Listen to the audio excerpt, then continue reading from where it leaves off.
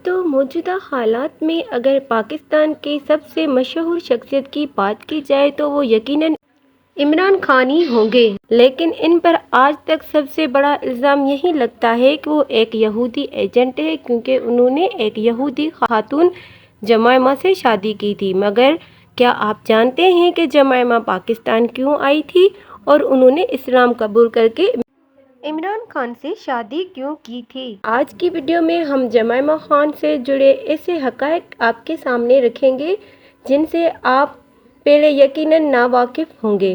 تو دوستو، جمائمہ گولڈسمتھ برطانیہ کے ایک بہت بڑے یہودی گھرانے کی اکلوتی بیٹی تھی، جن کے علاوہ دو بھائی بھی تھے جو عمر میں ان سے چھوٹے تھے۔ ان کے والد برطانیہ کے امیر ترین شخص اور ایک اہم سیاستدان بھی تھے، جن کے بارے میں کہا جاتا ہے کہ وہ کسی بھی تباہ حال ادارے کو صرف ایک دن کے اندر ایک کامیاب ادارے میں بدل سکتے ہیں۔ گولڈسمتھ 1996 میں دنیا کے امیر ترین شخص بن چکے تھے، اس لیے گولڈسمتھ کے عالیشان محل لندن، امریکہ، میکسیکو، پیرس غرب دنیا کے اہم تمام شہروں میں پھیلے ہوئے تھے۔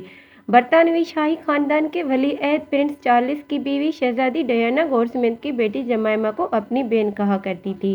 ارب پتی اس باپ کی بیٹی کو عمران خان سے اس دور میں محبت ہوئی جب مردانہ وجاہت، روب و دبدبے کی وجہ سے عمران خان دنیا کی خواتین کے لیے یونانی دیوتا کی حیثیت رکھتے تھے، لیکن کپتان اسیر ہوا تو جمائمہ کے گولڈسمتھ زلفوں کا۔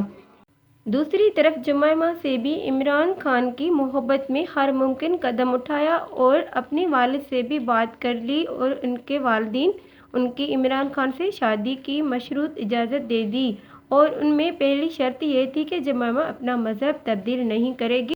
دوسری شرط یہ تھی کہ جمائمہ اپنی شہریت بھی تبدیل نہیں کرے گی۔ اپنے والد کو راضی کرنے کے بعد جب جمائمہ نے عمران خان سے شادی کی خواہش کا اظہار کیا تو عمران خان نے گولڈسمتھ کی شرائط ماننے سے انکار کر دیا، جس پر جمائمہ نے اسلام قبول کرنے کے ساتھ ساتھ پاکستان میں رہنے پر بھی آمادگی ظاہر کر دی۔ مگر اب عمران خان نے اپنے سسر گولڈسمتھ کو ناراضگی کی صورت میں شادی سے انکار کر دیا۔ اس موقع پر شہزادی ڈیانا نے اہم کردار ادا کیا اور گولڈسمتھ کو اس بات پر راضی کر لیا کہ جمائمہ کی عمران خان سے شادی پر نہ صرف شادی کے لیے وہ تیار ہو گئے بلکہ ان کے ساتھ ساتھ انہوں نے جمائمہ کو مذہب تبدیل کرنے کی اجازت دے دی اور ان کو پاکستان میں رہنے کی بھی اجازت دے دی۔ 22 سالہ جمائمہ نے 43 سالہ عمران خان سے شادی کا ارادہ کیا تو ہر ایک نے ان کی عمر کے فرق پر بھی آواز اٹھائی، جس پر جمائمہ کے کان نہیں دھرے اور 16 مئی 1995 کو دونوں رشتے ازدواج میں منتقل ہو گئے۔ 1996 میں جمائمہ پاکستان میں آئی، جہاں پاکستانی لباس زیب تن کیے اپنے شوہر کے ساتھ ان کے شانہ بشانہ ہر جگہ ایک مشرقی بیوی کی طرح ساتھ نظر آئی۔ شوکت خانم ہاسپٹل کی تعمیر کرنے کے لیے جمع کرنے والے فنڈ کے ساتھ پاکستانی تحریک انصاف کے نئے لگنے والے پودے کو انہوں نے اپنے شوہر کے ساتھ بڑے احتیاط کے ساتھ سینچا۔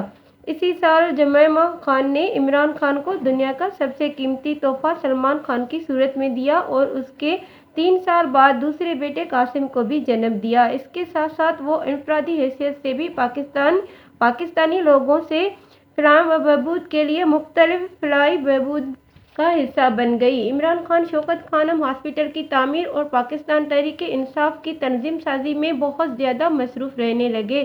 دونوں کو ایک دوسرے میں بے پناہ محبت تھی اور شاید دل کے کسی گمنام کونے میں وہ محبت آج بھی دبی ہوئی ہے، اور کیسے نہ ہو، کیونکہ انسان پہلی محبت تو آخری سانس تک نہیں بھلا سکتا۔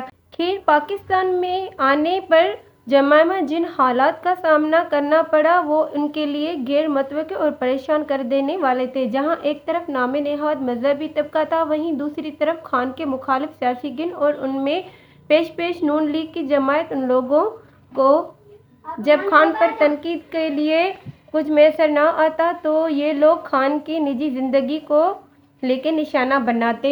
جمائمہ خان، جو کہ کلمہ گو مسلمان ہو چکی تھی، ان کے بارے میں اس قدر غلاظت بھری زبان استعمال کی جاتی کہ ہم یہاں بتانے سے بھی قاصر ہیں۔ کبھی انہیں یہودی تو کبھی انہیں بد کردار کہا جاتا، اور تو اور ان کے مسلمان ہونے سے پہلے کی زندگی की तस्वीर के पोस्टर बनवाए जाते और उनको गंदी गाली दी जाती। यहाँ तक कि इन पर क्रिस्टल स्मगलिंग करने के झूठे मुकदमे भी बनाए गए और ये सब करने वालों में नून लीग और नामी निहाद मुनाफिक मजहबी तबका था। इन सब हालात की वजह से जमाइमा खान हद से ज़्यादा दिलबर्दाश्त हो गई और इमरान खान से कहा कि तुम सियासत छोड़ दो, हम लंदन जाते हैं और वहीं रहेंगे, तुम मेरे वालिद का कारोबार संभाल लेना। इमरान खान ने इन बातों से साफ इनकार कर दिया कि मैं सियासत में गरीबों के लिए आया हूं और अपने मुल्क के लोगों को अकेला छोड़कर खुद अयाशी की ज़िंदगी नहीं गुजारना चाहता। इस पर बात इस हद तक बढ़ी कि तलाक तक पहुंच गई और फिर एक दिन मोहब्बत के इन दो पंछियों को अपने आशियाने अलग करने पड़े। याद रहे कि इमरान खान ने अपने इंटरव्यू में कहा था कि जमाइमा से तलाक मेरी ज़िंदगी का सबसे तकलीफदेह दिन था। उस सब के बाद जमाइमा खान अपनी साबका ज़िंदगी में मुकम्मल तौर पर वापस चली गई। दोस्तों, आपको बताती चलूं कि इमरान खान की साबका अहलिया जमाइमा गोल्डस्मिथ दिल में पाकिस्तान के लिए मोहब्बत आज भी जिंदा है। बनी गला में अपने ख़ानदान के साथ ज़िंदगी के हसीन पर गुजारने वाली जमाइमा गोल्डस्मिथ उर्दू में पाकिस्तान का अमली नगमा गाकर खूब दाद समेट रही है। हाल ही में एक बरतानवी टीवी को इंटरव्यू में जहां जमाइमा ने पाकिस्तान में सैलाब से बनने वाली सूरत हाल और अपनी फिल्म की गुफ्तगू की, वहीं मिली नगमा भी गाया और ये भी बताया कि पाकिस्तान में वो अपने बच्चों के साथ मिली नगमा गाया करती थी। जब जमाइमा से कहा गया कि उर्दू में कुछ कहें तो उन्होंने पाकिस्तान जिंदाबाद कहा। ताहम जब मेज़बान ने उनसे उर्दू में गाना गाने की फरमाइश की तो उन्होंने कहा कि उन्हें गाने से ज़्यादा अपनी उर्दू की फ़िक्र रहती है, जिस पर मेज़बान ने पूछा कि वो कौन कौन से नगमे थे जो वो गाया करती थी। जमाइमा लम्हे भर के लिए मुस्कुराई और फिर अपने गुलाबी उर्दू में ये मशहूर नगमा गाना शुरू कर दिया। बच्चों सैर कराए तुमको पाकिस्तान की, जिसकी खातिर हमने दी कुर्बानी लाखों जान की, पाकिस्तान जिंदाबाद, पाकिस्तान जिंदाबाद। जमाइमा के मुताबिक उन्होंने ये नगमा तब सीखा था जब वो पाकिस्तान में बतौर मिसेज इमरान खान रहा करती थी। अगर हम इमरान खान के ससुर जेम्स मिंट की बात करें तो वो बरतानिया के सबसे बड़े बिजनेसमैन, टाइकून और एक सियासतदान थे। 1996 में दुनिया के दूसरे अमीर आदमी थे जिनके कुल असासिया जानकर तखमीनन 10,000 मिलियन अमेरिकी डॉलर में लगाया जाता है। वो लंदन स्टॉक एक्सचेंज और न्यूयॉर्क स्टॉक एक्सचेंज और वॉल स्ट्रीट के सबसे बड़े सरमायाकार थे। इनके बारे में मशहूर था कि किसी भी डूबे हुए कारोबार को एक दिन में उठा सकते थे। दुनिया की सबसे बड़ी गुड एयर टायर कंपनी को 1980 में सहारा गोल्डस्मिथ ने दिया था। वो बड़े बड़े घर बनाने के शौकीन थे। यही वजह थी कि इनके लंदन, मैक्सिको, अमेरिका और फ्रांस में हज़ारों केनाल पर मुहित महलात थे, जबकि मैक्सिको में 25,000 एकड़ में उन्होंने दुनिया में जन्नतनुमा महल बना डाला, जो अभी तक भी दुनिया का सबसे खूबसूरत महल जाना जाता है।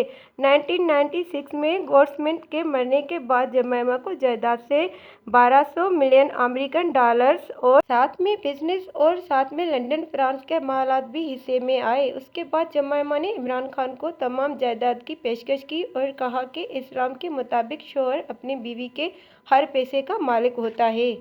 लेकिन इमरान खान ने सब कुछ लेने से इनकार कर दिया और कहा कि मेरे पास अल्लाह पाक का दिया गया सब कुछ है।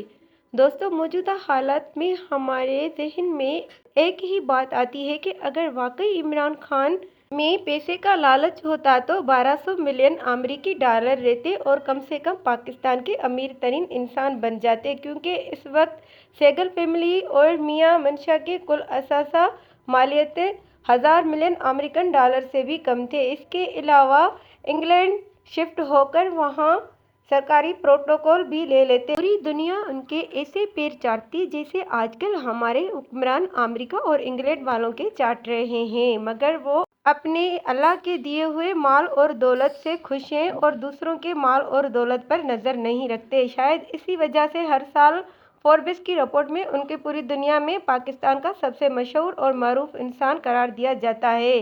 जी तो प्यारे साथियों, ये थी हमारी आज की वीडियो। आप दोस्तों की राय क्या कहती है, आप कमेंट में हमारे साथ शेयर ज़रूर कीजिएगा। मज़ीद ऐसी वीडियोस देखने के लिए मेरे चैनल को सब्सक्राइब कीजिएगा और बेल आइकन को ऑल पे कीजिएगा। शुक्रिया।